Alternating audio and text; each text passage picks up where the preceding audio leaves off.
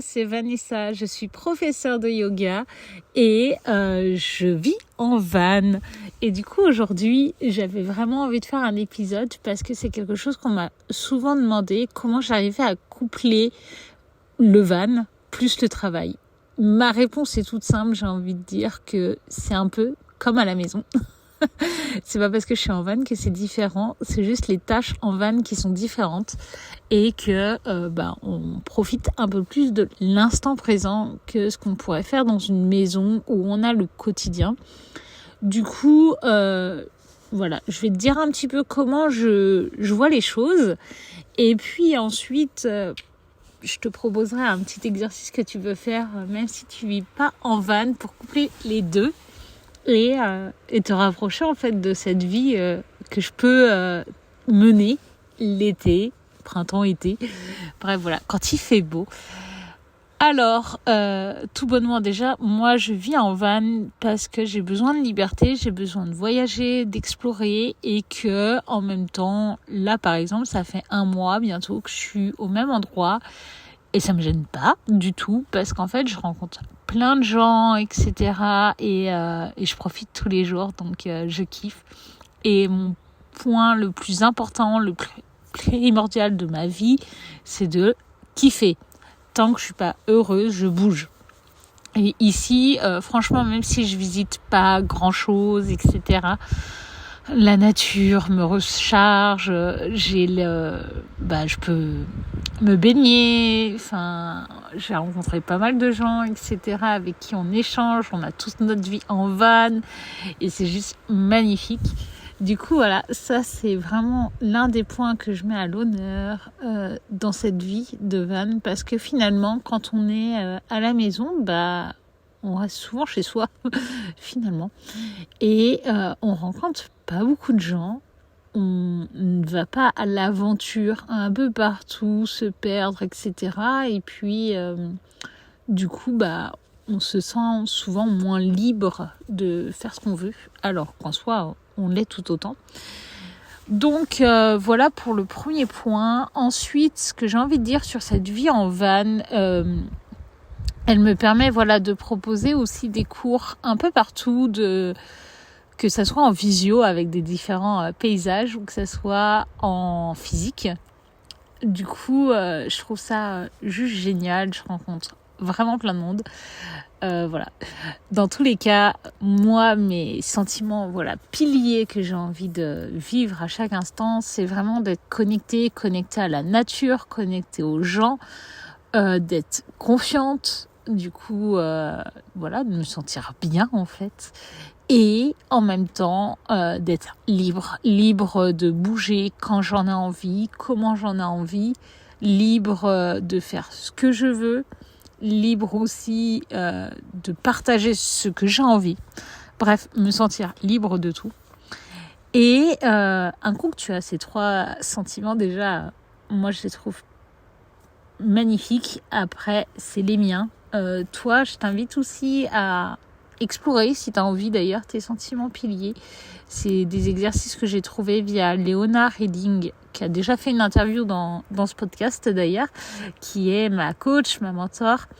Et je repropose, avec son autorisation, des exercices qui vont dans ce sens dans mon programme, du coup, à fond de ton yoga. Enfin bref, c'est pas là pour sponsoriser mon programme, mais c'est juste parce que je trouve cet exercice tellement magnifique en fait, parce que il permet de se connecter à ce qu'on a besoin. Et moi, la vie en van me connecte vraiment à ce que j'ai besoin. Ensuite, à côté de ça, donc la vie en van, elle n'est pas de tout repos, dans le sens où c'est bien beau, on voit des beaux paysages, on vit un peu comme on veut, etc. Mais il y a aussi les courses qui sont plus régulières. On va se faire à manger comme on peut, j'ai envie de dire. Et du coup, t'as tout ce qui va être l'eau, l'électricité. Ça, on va récupérer par exemple l'eau. On va, si on a des toilettes, vider les toilettes, etc. C'est à peu près tous les 3-4 jours. Ensuite, l'électricité, chacun a comme il veut. Moi, j'ai une batterie nomade qui est grosse et que je peux recharger soit en conduisant, comme j'ai fait aujourd'hui, soit autrement, je peux la recharger avec les panneaux solaires, ce que j'ai fait ce matin aussi. Et comme ça, du coup, ça me donne de l'électricité en continu. Mais du coup, il faut bien penser à recharger les batteries de temps en temps. Donc voilà, et puis la vie en van, après, elle se fait au feeling. Et le travail, du coup, moi, ce que j'ai fait, c'est que déjà, j'ai mes créneaux horaires qui sont fixes avec mes visios, avec mes programmes, du coup. Ça, c'est juste trop bien parce que je sais quand est-ce que je dois être dispo ou pas. Désolée si t'entends le vent qui s'est levé. Je suis dans le fourgon, mais avec les portes ouvertes parce que j'ai pas de fenêtre, en fait, à mon van. Et du coup, c'est un peu triste de pas voir le ciel bleu et ces beaux pins. Mais il y a du vent aujourd'hui. Bref. Ensuite, du coup, niveau travail, je me suis organisée donc mes créneaux avec mes élèves qui sont en avance. Si j'ai des cours privés, etc., je les cale dans mon emploi du temps. Il n'y a aucun souci.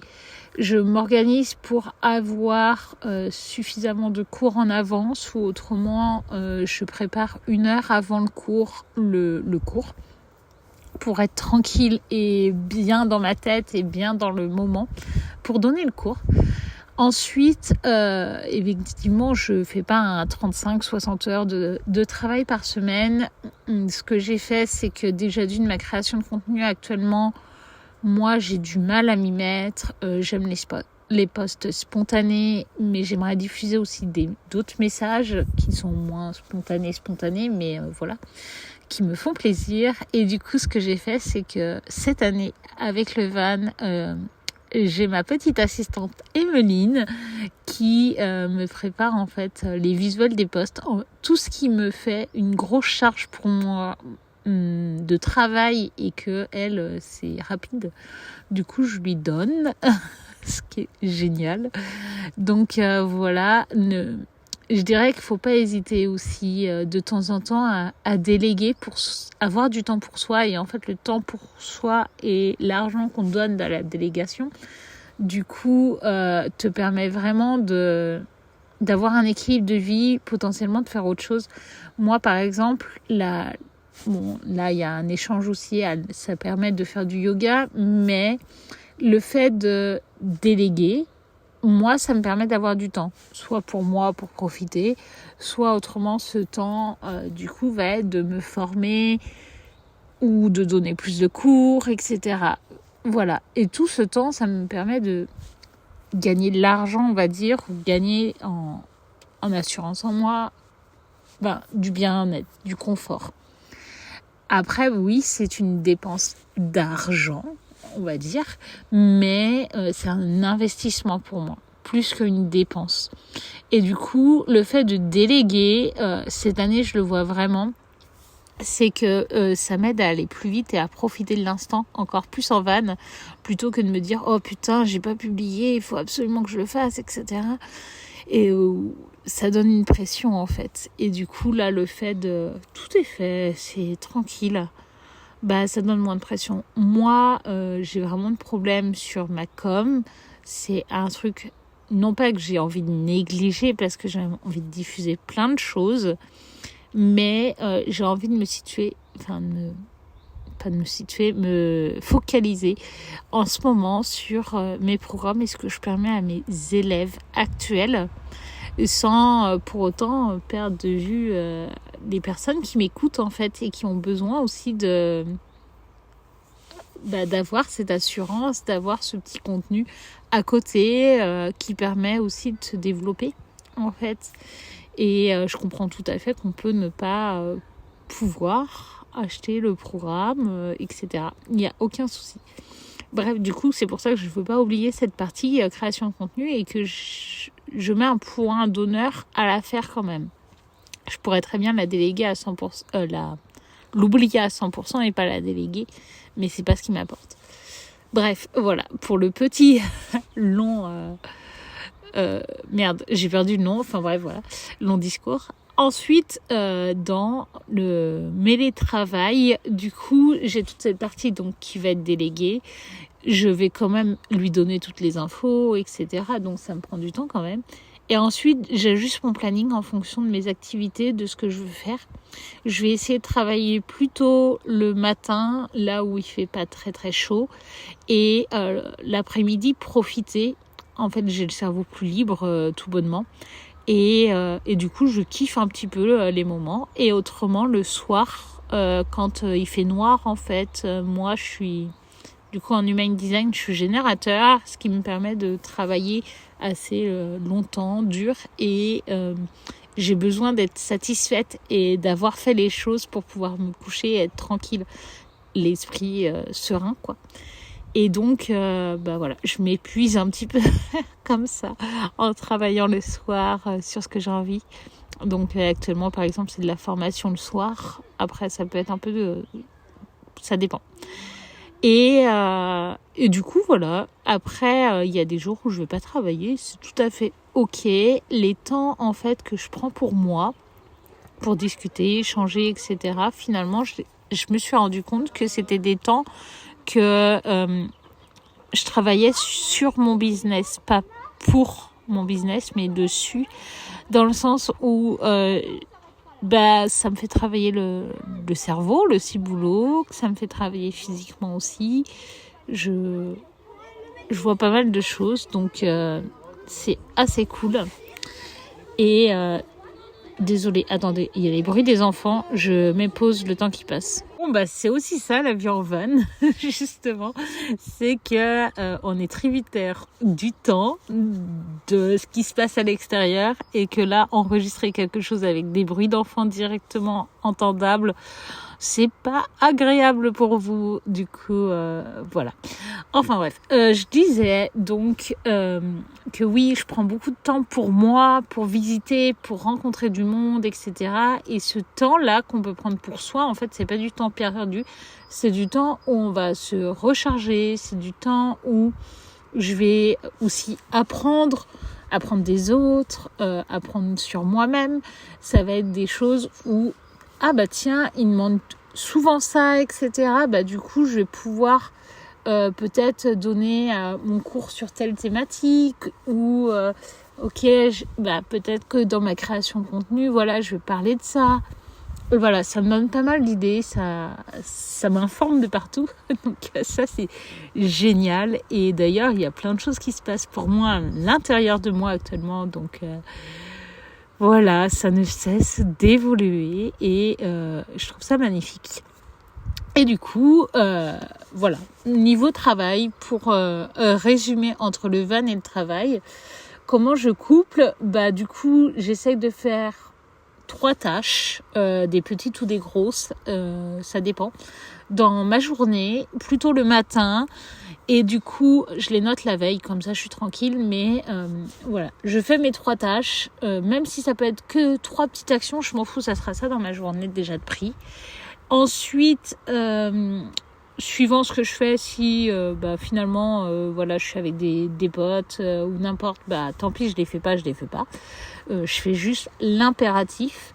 Ensuite, ce que je fais, c'est que je profite aussi en van plutôt l'après-midi. Je vais faire aussi les petites tâches corvées, on va dire, le matin. Et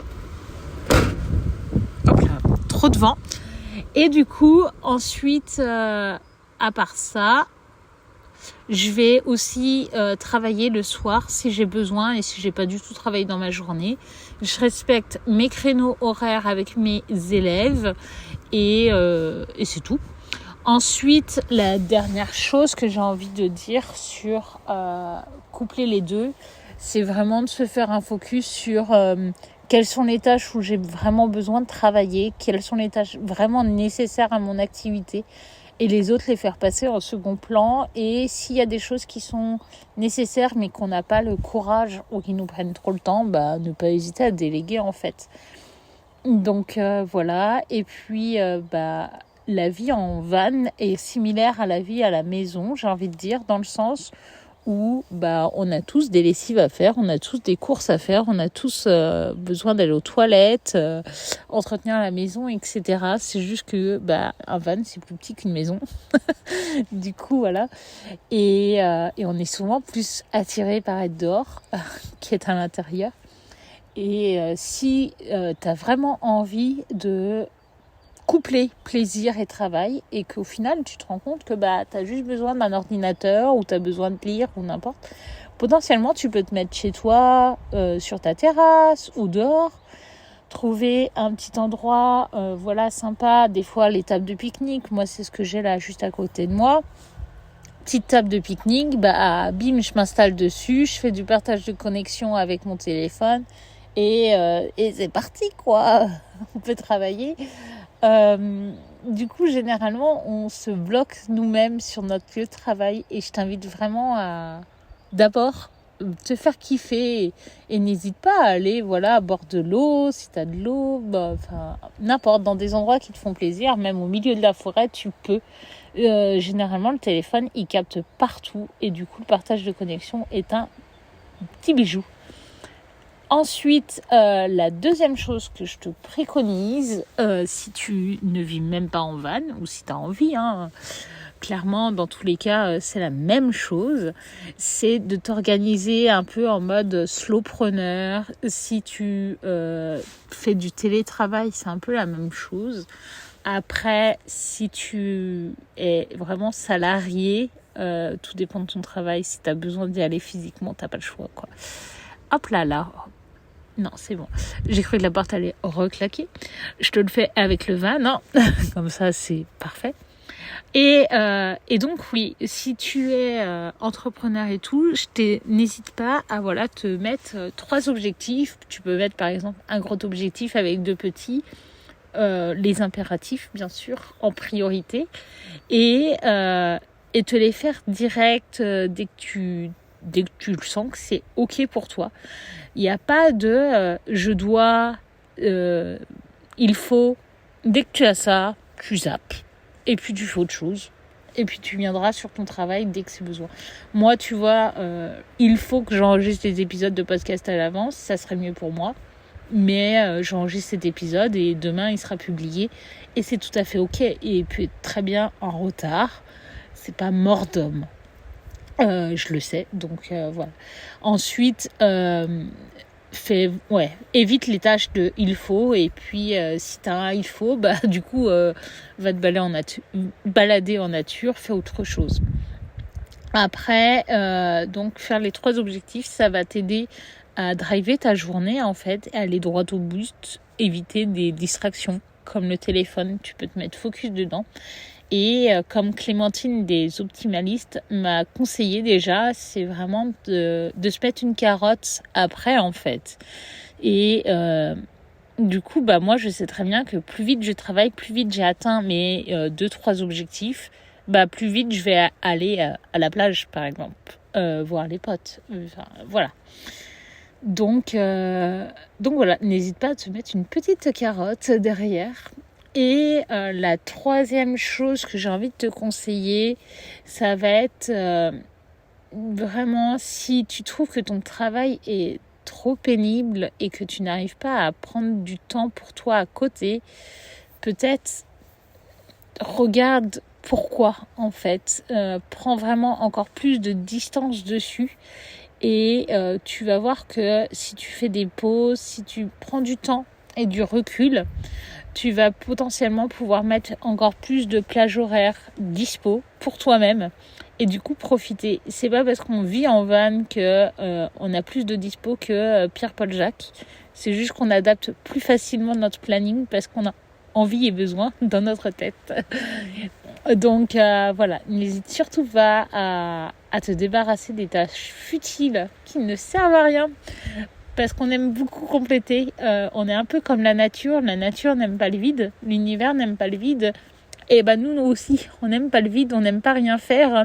Et on n'aime pas les emplois du temps vides. Et du coup, quand on a fini sa journée, on a 3 objectifs. On a fait nos 3 objectifs avant 10 heures. généralement on se dit non, du coup il faut mieux que je travaille plus parce que j'ai du temps, etc. Parce qu'il faut... Non, t'as fait ces 3 objectifs, vas-y, va kiffer quoi. On s'en fout en fait. Voilà, c'est tout ce que j'avais envie de te dire. Enfin bref, j'espère qu'avec ces 3 petits conseils, ça te va. Si tu as des questions, etc., n'hésite pas à venir me contacter, que ça soit sur Instagram ou en commentaire de cet épisode de podcast. Et puis, je t'invite à kiffer ta vie un petit peu. On fait ces exercices de sentiments piliers. Qu'est-ce que tu as envie de ressentir au fond de toi? Vraiment, sincèrement, qu'est-ce que tu veux vivre et faire en sorte d'aligner ta vie donc avec ce que tu veux vivre pour aussi toi-même profiter. Et si tu es déjà en van, je t'invite juste à me dire comment toi t'arrives à mêler travail et van, si ça t'a aidé ou pas d'ailleurs. Et voilà, juste partager ensemble, ça va être cool. Et peut-être se voir sur un spot. Bon allez, je vous laisse. Excellente journée à vous. Profitez bien et vraiment ramener un peu plus de kiff dans vos journées. N'hésitez pas. Chaque jour est comme des vacances en fait. On n'a pas besoin de se dire « je suis en vacances, alors je peux décompresser ». Non, vous pouvez décompresser tous les jours. À plus, topette.